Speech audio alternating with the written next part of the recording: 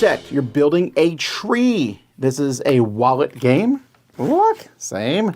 And you're going to have 2 cards, a composition and the composition and a construction card in building a tree. Here's how it plays. The game has 18 cards. You're going to pick 2 of the cards randomly, 1 construction and 1 composition. So these are technically like the trunk of your tree, but they're telling you how to build your tree.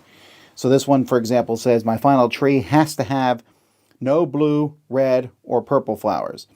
And that the final tree height will be exactly 4 times the width of the base. So this is a tall and skinny tree. So you're then going to be playing with these cards here, and there's 16. You're going to have these 2 cards that you can play.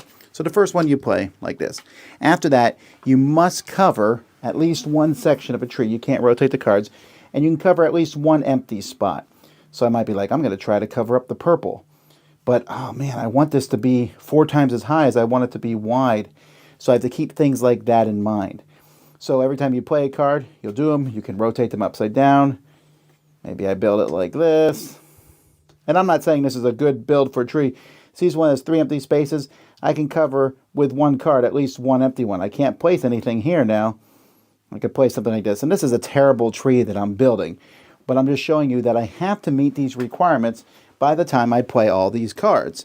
So I'm playing all the cards, and if I do both requirements at the end of the game, I win. This wallet game is, well, it's basically a solitaire game as you're trying to build this tree here, and I like the looks of it. This game definitely owes a lot to the game Sprawlopolis, because Sprawlopolis is very similar. It's a very popular wallet-sized game in which you have 3 criteria and you're building a city. Here you have 2 criteria. The difference here is you're not going for points. You are just trying to accomplish your criteria. And I get that. That's interesting.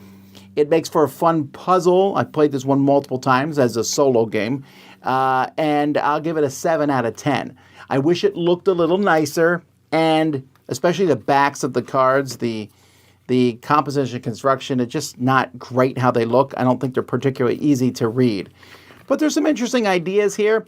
It's hard to justify this in a world where Sprawlopolis exists because that is a better game. But like I said, this one is still enjoyable.